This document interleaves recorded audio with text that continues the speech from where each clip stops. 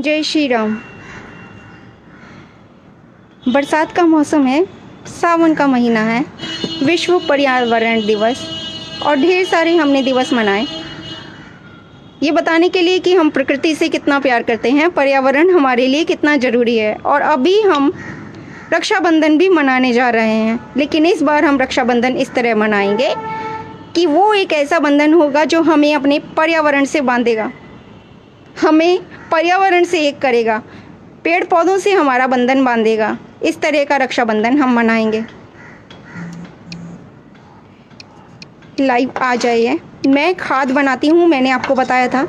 मैं घर में अपने किचन के जैविक कचरे से जो भी हम सब्जियाँ फल जो भी खाते हैं उसका जो भी कूड़ा निकलता है, वेस्ट निकलता है, उसे हम ना फेंकें और उससे जो हम खाद बनाते हैं उस खाद से हम अपने लिए बहुत सारी पोषक सब्जियां, फल और बहुत सुंदर फूल उगा सकते हैं।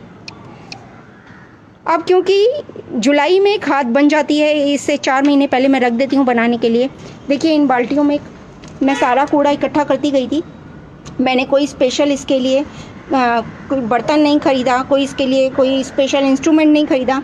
इस तरह की जो प्लास्टिक पेंट की बाल्टियाँ ये जो खाली हुई थी, इनमें ही मैं अपना रोज़ का रसोई का जो कचरा होता है फल सब्जियों को काटने का, इसमें डालती थी और ऊपर से एक लेयर थोड़ी सी 2 मुट्ठी मिट्टी डाल देती थी। ऐसे कर करके जब ये बाल्टियाँ भर गईं तो मैंने इनको ढक करके छत पर कोने में अंधेरे में रख दिया। 4 महीने हो गए हैं और ये मेरे इतनी सारी खाद बनकर तैयार है। ये देखिए, टोटल खाद है, इसमें मिट्टी नहीं है बिल्कुल भी। और ये ऐसी बुरबुरी बिल्कुल ऑर्गेनिक खाद बनकर तैयार है। हमारे ही पेड़ पौधों के कचरे से, हमारे ही रसोई के कूड़े से इस तरह अगर आप खाद बनाएंगे और पेड़ पौधे उगाएंगे। अब मैंने बहुत सारी टमाटर की पौध बना ली हैं और ये देखिए, ये करेले की, सीताफल की पौध तैयार कर ली हैं। ये सारी पौध हैं। अब मैं इसमें गमलों में ही ये पौध लगाऊंगी। ये देखिए, इस तरह ये टमाटर की पौध तैयार हैं। ऐसी ढेर सारी पौध, ये बैंगन की तैयार है। अब इनको अलग अलग गमलों में रोपने का समय है और क्योंकि बरसात का मौसम इसके लिए बहुत ज़्यादा उपयुक्त होता है। ये देखिए, ये बेलें तैयार हो गई हैं। अब इनको इस खाद में मैं रोप दूंगी। तो अगर आपको पर्यावरण दिवस मनाना आता है, अगर आपको भारत भूमि से प्यार है, अगर आपको पर्यावरण से प्यार है, अगर आपको लगता है कि धरती माँ की सेवा के लिए आप कुछ कर सकते हैं, धरती के लिए कुछ कर सकते हैं, अपने बच्चों को विरासत में हरा भरा हिंदुस्तान देकर जा सकते हैं, तो ज़रूर आप भी अपने रसोई के वेस्ट को वेस्ट मत कीजिए। उससे ये ऑर्गेनिक खाद बनाइए और अपनी वसुंधरा को हरा भरा कीजिए।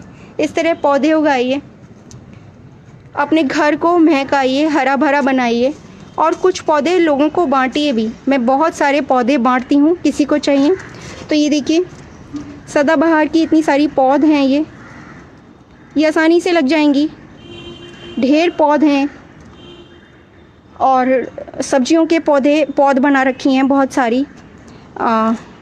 और ऑर्गेनिक जितने भी हर्ब्स होती हैं सबकी पौध तैयार हैं। ये देखिए, खुशबूदार हर्ब्स हैं, ये इम्यूनिटी बढ़ाने के लिए बहुत ही अच्छी हर्ब्स हैं। ये हल्दी है।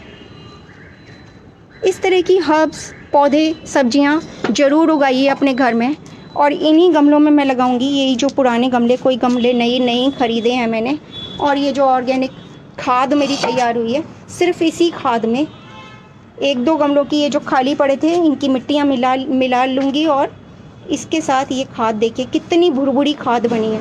इसको छानने की भी ज़रूरत नहीं है। 4 महीने में ये ऑटोमेटिक नेचर बना देता है, प्रकृति आपके लिए खाद बना देती है।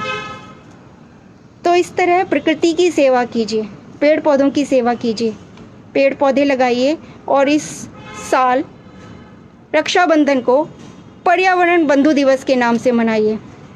पर्यावरण की सेवा कीजिए, अपनी धरती माँ की, अपनी हरियाली की सेवा कीजिए। मुझे पता लग रहा है कि आप लोग ज़रूर मेरी इस चीज़ से सीखेंगे। मैं हर बार आपको दिखाती हूँ मैं अपने गमले किस तरह तैयार करती हूँ, खाद किस तरह बनाती हूँ और किस तरह हमें अपनी रसोई का कचरा बिल्कुल भी बाहर नहीं फेंकना चाहिए। सोना है वो आपके लिए धरती माँ का दिया हुआ वरदान है, तो धरती को ही वापस दीजिए ना। हम धरती माँ से इतना कुछ लेते हैं। सोचिए हम एक दिन भी व्रत करते हैं, कुछ नहीं खाते तो हमारी क्या हालत हो जाती है, और अगर हमें खाने को नहीं मिलेगा तो क्या होगा। अब ये पुराने गमले खाली करके इसकी मिट्टी को इस खाद में मिला दिया जाता है, और ये बिल्कुल प्योर ऑर्गेनिक खाद जिसमें केमिकल का नाम भी नहीं है। इसमें उगी हुई फल सब्जियां कितनी अच्छी उगेंगी आप देखिएगा, एकदम हेल्दी उगती हैं वो सब्जियां फल, और उसमें कीड़ा नहीं लगता, क्योंकि इसमें मैं थोड़े से नीम के पत्ते भी डाल देती हूँ खाद बनने में।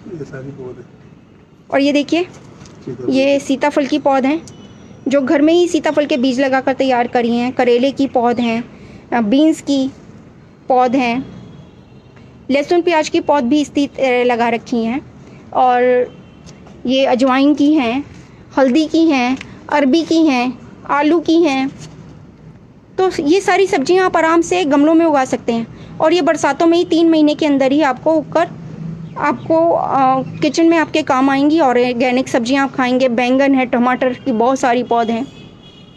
बैंगन टमाटर घर के खाइए, ऑर्गेनिक खाइए जिसमें केमिकल ना हो, ताकि आपके शरीर को भी लगे बीमारियां आपके ऊपर असर ना करें। इम्यूनिटी तभी बढ़ेगी जब आप ऑर्गेनिक चीज़ें खाएंगे, है ना। तो ऑर्गेनिक चीज़ बनाने के लिए ऑर्गेनिक खाद की ज़रूरत है, ऑर्गेनिक मिट्टी की ज़रूरत है। और इसी तरह आप धरती माँ की सेवा भी कर सकते हैं, धरती माँ को वापस भी दे सकते हैं। आप धरती माँ से इतना कुछ लेते हैं। धरती माँ को प्यार करने का सबसे अच्छा यही तरीका है। और अगर किसी को इसके बारे में, बागवानी के बारे में कुछ सीखना है, कुछ जानना है, तो ज़रूर मुझसे पूछ सकता है। बीज चाहिए तो किस तरह मैं घर में बीज बनाती हूँ वो भी मैं आपको बताऊँगी। खाद बनाने के तरीके हर बार मैंने आपको बताए हैं, अभी भी बताया है। ये देखिए इस तरह की जो खाली बाल्टियाँ होती हैं हमारे पास, जो बेकार पड़ी होती हैं, जैसे पेंट के डब्बे थे मेरे पास, उसमें मैं अपना जैविक कूड़ा जो रसोई का काटते पीटते हैं हम, सब्जियां फल खाते हैं, उसका कचरा इसमें इकट्ठा करते जाओ। और इस तरह के जो पत्ते अगर आपके बगीचे में उगते हैं, गिरते हैं नीचे ज़मीन पर, उनको भी आप थोड़ा बहुत डाल सकते हैं। मटर के, आलू के छिलके, टमाटर के छिलके, कैसे भी छिलके जो होते हैं, केले के छिलके, अनार के, मौसमी के, संतरे के, सभी छिलके इसमें इकट्ठे करते जाएं। हर रोज़ इसमें कूड़ा डालते जाएं और उसके ऊपर 2 मुट्ठी मिट्टी डालते जाएं, और उसको ढककर रख दें छत पर एक कोने में। 3 महीने के अंदर ये हाल हुआ है। ये देखिए एकदम काली खाद तैयार हुई है, ढेर सारी। ये तो सिर्फ 2 बाल्टी की है। अब भी मैं दिखाती हूँ। ये मैंने देखिए इस तरह ढक कर रखती हूँ। ये देखिए ये कूड़ा पड़ा दिख रहा है आपको, अभी ये इसमें सड़ रहा है, अभी ये ताज़ा है। अभी इसको 1 महीना हुआ है, इसमें 1-1.5 महीना और लगेगा, और ये बाल्टी भी पूरी तरह खाद बन के तैयार हो जाएगी। देखिए इतनी बड़ी बाल्टी है, पूरी 10 किलो की। तो ये 10 किलो की खाद, जितनी देर ये चलेगी खाद मेरी, उतने में ये और तैयार हो जाएगी। तब तक ये जो 2 बाल्टियाँ खाली हुई हैं, इसमें भी अब मैं कल से बनाने का अपना रसोई का कूड़ा इसमें डालना शुरू कर दूँगी। तो ये सतत प्रक्रिया है, ये चलती रहती है, कभी नहीं रुकती।